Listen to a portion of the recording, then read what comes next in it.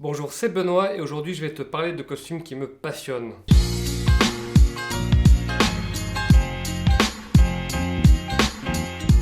Oui, le costume c'est en perte de vitesse, le costume c'est pour ceux qui se la racontent, le costume c'est pour ceux qui sont encartés à droite, le costume c'est pour ceux uniquement qui vont à un mariage. Bah tu vois, ça c'est tous les préjugés vraiment débiles que je peux entendre sur le costume et je trouve ça vraiment dommage. Ça m'énerve parce que le costume est plus largement ce qu'on appelle l'univers sartorial. C'est un monde avec beaucoup de savoir-faire, beaucoup de couleurs, beaucoup d'élégance et j'ai un peu voulu rendre hommage à ça dans cette vidéo et donc je vais te dire ce que j'aime dans les costumes. Bon, on va commencer par le plus simple, la couleur. Alors pour tout ce qui est conseil d'ordre général, notamment sur la couleur à choisir pour un premier costume, je t'invite à lire nos articles et à regarder nos vidéos sur le sujet, tout est en description. Tu vois, au niveau de ma perception des couleurs possibles sur un costume, le PT m'a beaucoup ouvert les yeux, m'a beaucoup ouvert l'esprit. Même si on aime bien pointer ce salon pour tous ses excès en la matière. Petite parenthèse, j'ai fait une vidéo sur le PT où je dis tout ce que je pense de ce salon, c'est en description. Alors globalement, moi j'aime bien rester dans des tons de bleu parce que je trouve que c'est assez polyvalent. Mais je veux aussi avoir des bleus un peu plus exotiques, un peu plus fantaisistes. Donc j'aime bien le bleu canard. C'était le costume que je portais dans mon interview dans le vestiaire 2, où j'aime bien des choses un peu plus turquoises comme la veste que je porte maintenant. Et à l'instar de Jordan, je trouve qu'évidemment le bleu roi en costume, surtout pas en costume de mariage, c'est un petit peu surcoté. Concernant le bleu marine, t'es vraiment obligé d'avoir une coupe et un tombé parfait parce que sinon ça fait un costume qui est très vite ennuyeux quoi. Et c'est pour ça que je suis pas du tout un grand fan d'avoir un costume en bleu marine tout simple dans son vestiaire. A l'opposé, en été, un petit bleu ciel assez clair, pourquoi pas. Alors j'adore les costumes couleur grège, terre, sable, limite parfois qui tirent un peu sur le terracotta. Et ça, je le dois à mon premier PT, il y a 5 ans, et depuis c'est vraiment allé crescendo. Parce qu'autant ça fonctionne très bien en été, ça y a pas de souci. Mais je trouve que pour des journées ensoleillées en hiver ou en automne, c'est aussi vraiment joli. Et là je fais un petit clin d'œil au costume de James Bond quand il est au Maroc, où je trouve que le look, même si la cravate elle est un peu trop courte, fonctionne vraiment super bien. Alors quand en plus tu mènes ces couleurs là avec des mélanges de laine, de lin et de soie, et pourquoi pas quelques motifs un petit peu fondus, c'est tout simplement magnifique. Il y a une autre couleur de costume que j'aimerais beaucoup essayer, c'est le vert sympa. Il y a une autre couleur que j'aimerais beaucoup essayer en costume, c'est le vert sapin. Surtout en été, mais il faut que ça soit vraiment dans une ambiance très décontractée quoi. Pourquoi le vert sapin? Parce que je trouve qu'en été on peut vite tourner en rond dans les couleurs. Ça permet vraiment d'apporter un truc vraiment frais, vraiment nouveau et un petit peu original tout en étant facilement portable et qui se mélange très facilement avec des chemises blanches ou des chemises bleues, voire même avec du chambray ou de l'Oxford. Alors par contre tout ce qui est costume rose, rouge, flashy, avec des motifs hyper pétants, c'est vraiment pas mon truc et j'aime pas ça du tout parce que je trouve que les tenues fonctionnent rarement bien. Et ça fait vraiment, je trouve, mec qui veut de l'attention quoi. Donc moi je cautionne, mais pas du tout. Et tant pis pour les sapeurs. Donc après la couleur, tu as aussi mon avis sur les motifs.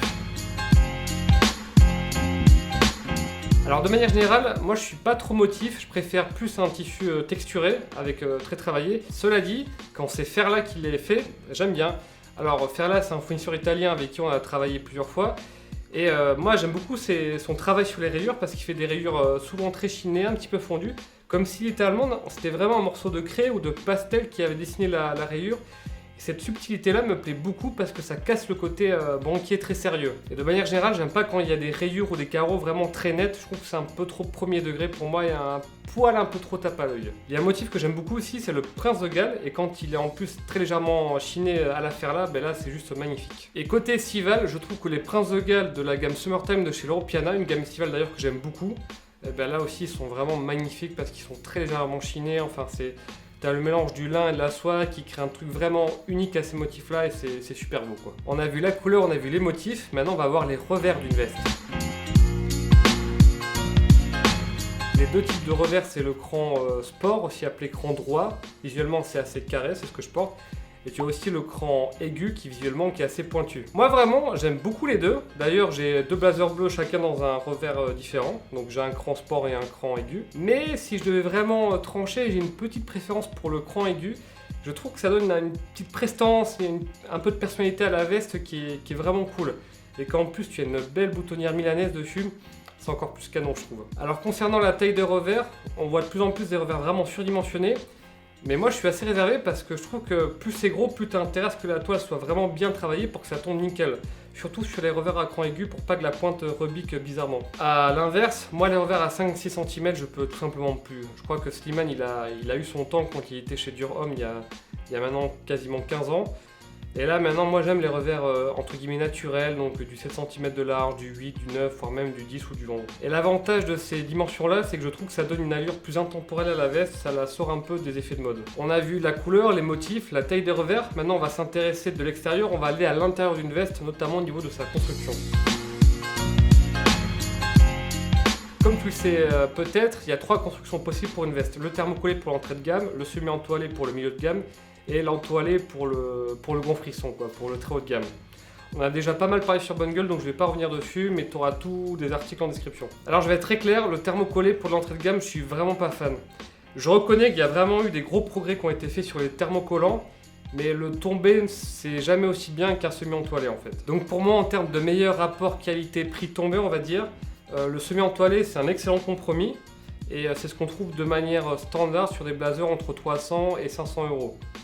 À part chez des marques qui veulent t'enfler un peu et qui te mettent même du thermocollé à ce prix-là, malheureusement. Donc même pour un premier costume, pour moi, c'est la construction à privilégier. Et j'aimerais te donner mon avis sur l'entoilage complet, qu'on peut aussi appeler entoilage traditionnel, ou full canvas si tu veux te la raconter au petit. L'entoilage complet, quand tu t'intéresses au costume, c'est un peu le Graal, et justement, il y a ce côté très inaccessible qui fait que tu as beaucoup de légendes qui peuvent circuler à son sujet. Donc c'est la construction de veste la plus haut de gamme, mais c'est aussi celle qui requiert le plus de temps et de savoir-faire, c'est donc la plus coûteuse et vraiment de loin. Donc en fait, dans de l'entoilage complet, tu as juste une toile tailleur, du fil et du tissu, et habilement travaillé par le tailleur. Pourquoi certains sont prêts à payer aussi cher une telle construction ? Parce que c'est plus souple et c'est aussi plus respirant, et au bout d'un moment, la veste se moule à ta morphologie. C'est vrai que c'est assez confortable. Alors qu'est-ce que j'en pense moi qui porte du full entoilé de temps en temps? C'est vrai qu'il y a une vraie plus-value en termes de confort, en termes de souplesse, mais je trouve que le gap entre le semi-entoilé et l'entoilé, il est moins important qu'entre le thermocollé et le semi-entoilé. C'est pas genre 2 ou à 3 fois mieux que du semi-entoilé en termes de confort par exemple. Par contre, c'est vrai que c'est une suite logique si tu as quelques costumes et tu as envie de te faire plaisir. Encore une fois, c'est mon avis, c'est ce que je pense, et certains te diront qu'il y a un gouffre entre du semi-entoilé et de l'entoilé. Moi, je suis pas très convaincu, mais bon, chacun son avis. Malheureusement, l'entoilage complet, ça reste encore assez cher, même si aujourd'hui, tu as des ateliers chinois qui commencent à bien maîtriser ça, donc tu peux en trouver chez Sud Supply ou chez Coft Paris. Et tu as aussi des costumes à moins de 1000 € fabriqués en Italie chez Boji par exemple. Par contre, il y a une construction de veste que j'ai vraiment envie d'explorer, c'est quand la veste est complètement déstructurée, comme ce blazer que je porte qui vient de chez Atelier Mesure. En fait, tu as une toile tailleur qui est très léger, voire pas du tout, ce qui fait que c'est une veste très souple, très légère, c'est comme si tu portais une chemise, vraiment au niveau de la sensation. Et en été, c'est léger, c'est souple, enfin c'est un vrai bonheur, vraiment, de très très loin. Alors attention, vu que les éléments structurants de la veste, à savoir ce que tu as à la poitrine, aux épaules, sont réduits au minimum, et ben ça peut beaucoup plus plisser qu'une veste normale. On est très très loin, on est même à l'opposé d'un tombé de veste très net et très structuré de chez Husband, une marque que j'aime beaucoup aussi d'ailleurs. Donc si tu veux explorer ça, je te dis oui, vas-y, tu vas voir, c'est super. Par contre, prépare-toi à avoir quelques plis. Malheureusement, c'est une construction qui est assez pénible à faire, donc on la trouve très très peu en prêt-à-porter, mais on commence à la voir de plus en plus dans de la demi-mesure. Maintenant, j'ai envie de te parler de ce qu'on appelle du sur-mesure. Petit point vocabulaire, quand je vais parler de sur-mesure ici, je ne vais pas parler de grande mesure, qu'on appelle aussi le bespoke, parce que je pense que tout le monde n'a pas les moyens de mettre 6 000 € dans un costume, même si c'est effectivement une construction très prestigieuse et c'est l'excellence des savoir-faire tailleurs. Pour ça, je t'invite à regarder la chaîne d'Hugo Jacomet, donc de Parisien Gentleman, qui traite très bien de cet univers-là. Cela dit, si je devais craquer pour un sur-mesure, je pense que je ferais travailler les copains, à savoir mon ami Sidney Nichols, qui est tailleur, d'ailleurs qui a déjà fait un costume pour Nicolo. Donc là, je vais parler de demi-mesure, qu'on appelle aussi mesure industrielle.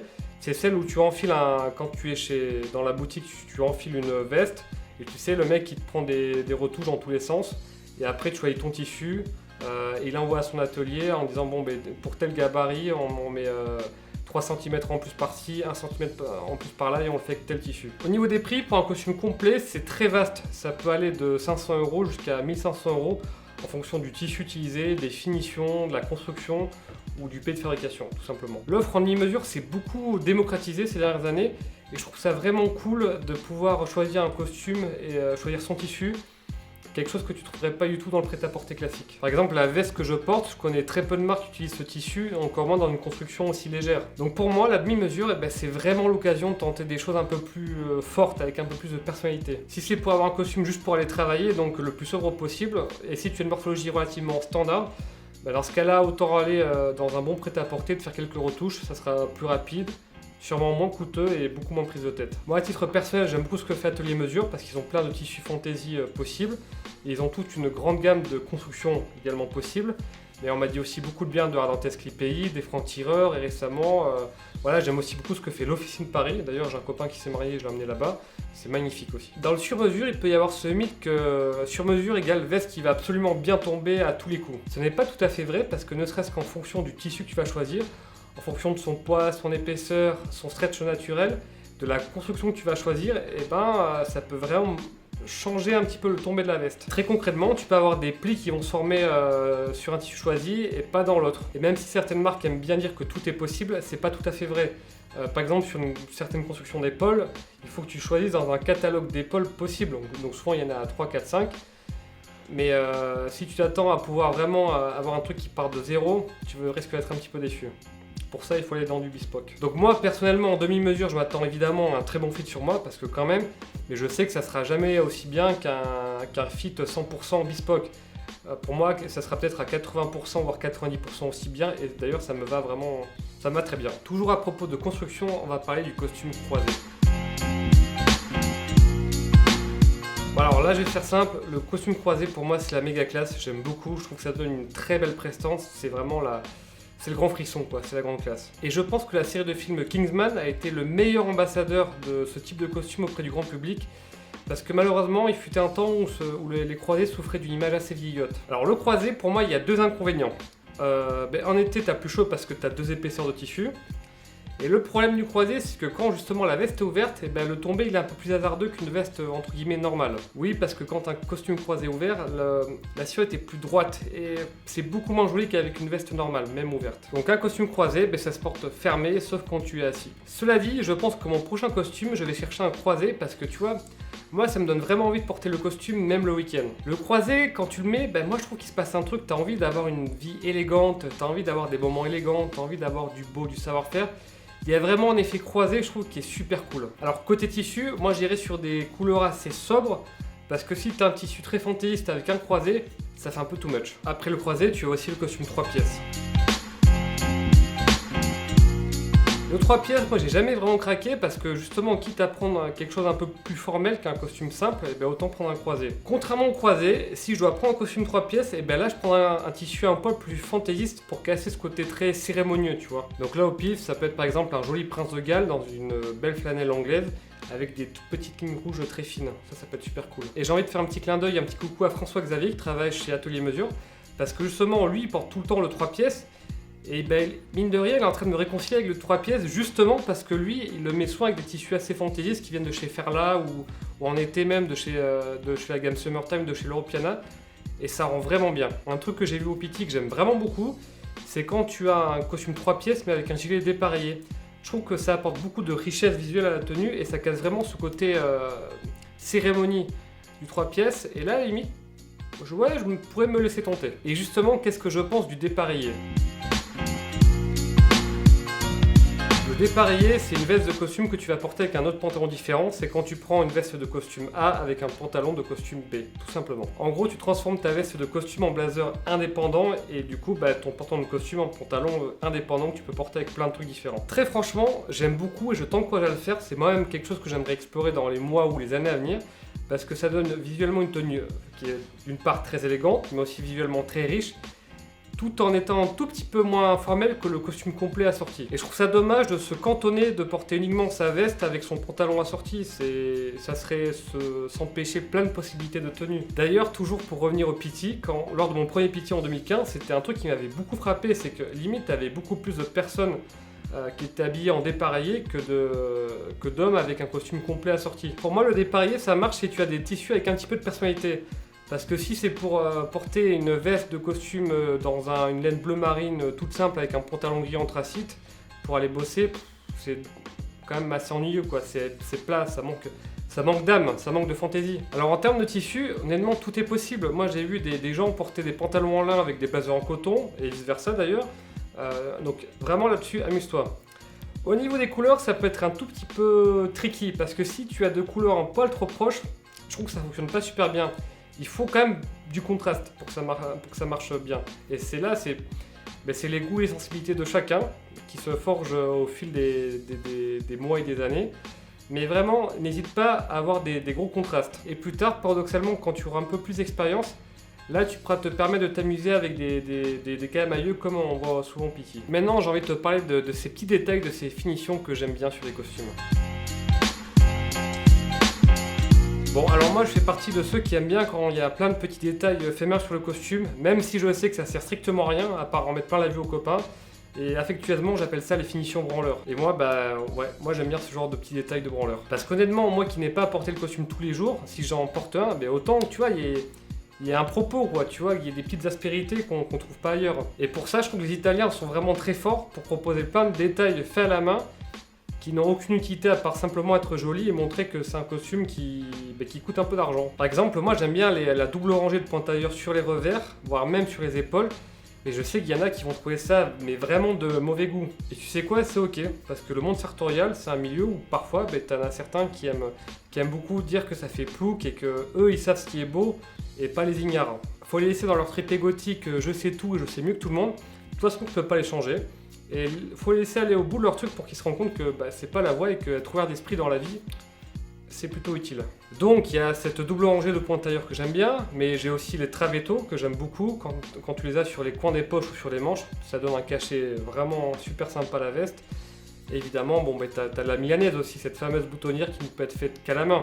Et là, je trouve que c'est un détail bien branleur, mais bien cool. Alors, on a vu la veste, maintenant on va passer au pantalon de costume. Alors, avec les années qui passent, comme beaucoup de sartoriaux, je pense, j'aime de plus en plus les pantalons avec une ceinture bien large, de plus en plus taille haute, et avec plein de boutons de fermeture. Alors, je sais que c'est galère pour aller aux toilettes, surtout face à un simple zip, mais je trouve que ça fait ultra beau gosse pour le coup, et je ne saurais pas expliquer pourquoi, mais je trouve que la tension, elle est beaucoup mieux répartie et c'est plus confortable. Alors en plus sur les pantalons, quand tu as des travettos partout et des pointailleurs le long de la jambe, c'est magnifique. Mais là aussi, il faut assumer ce côté que certains jugent un peu branleur. Mais moi honnêtement j'aime beaucoup. Concernant les pinces sur les pantalons, moi c'est pas trop mon truc, j'aime bien quand la coupe est bien droite et un tout petit peu ajustée au niveau de la cuisse pour avoir une jolie silhouette.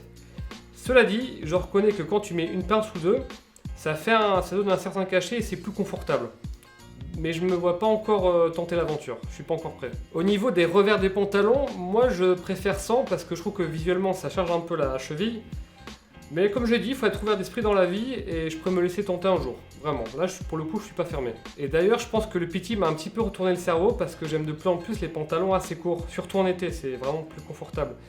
Mais bon, la longueur du pantalon, c'est un sujet qui est de débat mais interminable chez les sartoriaux, donc on va pas l'aborder là, sinon la vidéo elle ferait en 1 heure. Ah, dernier petit point vocabulaire, mon pote Sydney justement me dit que quelqu'un qui fait les pantalons, c'est pas un pantalonnier, c'est un culottier, donc il tient vraiment à sa différence, donc voilà, je fais passer le message. Côté marque de costume, ça va être rapide, mais moi en entrée de gamme, comment ne pas parler de Suit Supply, je trouve qu'ils ont une offre qui est vraiment super sympa à un prix accessible. Ils font aussi de gros efforts sur l'aspect éthique. D'ailleurs, on a fait une vidéo où on a visité leur boutique à Paris. J'aime beaucoup ce que fait Cove Paris aussi. C'est une marque qui fait des costumes en toilette pas très chers, qui sont assez sobres, vivement qu'il y ait un peu plus de fantaisie. Sinon, en milieu de gamme, j'aime beaucoup ce que fait Pini Parma. C'est magnifique, il y a plein de trucs que j'aime chez eux, que j'aimerais prendre. Et ils me donnent vraiment envie de porter le blazer, la chemise et le costume tout le temps, quoi. Donc j'aime beaucoup cette marque parce que ça transpire la passion du vêtement de tailleur. J'aime bien aussi ce que fait Boji dans la même veine, il y a pas mal de choix aussi. Et sinon en haut de gamme, alors là, il y a deux écoles très différentes. Tu as l'Officine Paris qui propose de très beaux costumes napolitains, très structurés avec tous les détails branleurs que j'aime bien. Et de l'autre côté, tu as une marque que j'aime depuis des années qui est Husband Paris, où là il y a un côté très structuré, très anglais avec des tombées très nettes. Et c'est la grande classe. Et vraiment, la première fois où vraiment quand j'ai essayé un costume et je me suis dit waouh, là il se passe un truc, c'était un costume Husband. Et d'ailleurs je t'invite vraiment, si tu es de passage à Paris, à faire de même, tu vas voir. Voilà, j'espère que cette vidéo va te convaincre que le costume, c'est pas que pour aller travailler, c'est même pour tous les moments de ta vie que tu as envie de vivre de manière élégante. Donc un beau bar d'hôtel, un restaurant gastronomique avec des gens que tu aimes, ou simplement une très belle soirée où tu bois des belles bouteilles avec tes potes. Si cette vidéo t'a plu, tu peux mettre un pouce bleu, tu peux t'abonner et tu peux aussi t'inscrire à la newsletter pour encore plus de conseils. Et n'oublie pas de lire en description tous les articles de conseils autour du costume. Voilà, moi je te dis à très bientôt. Salut!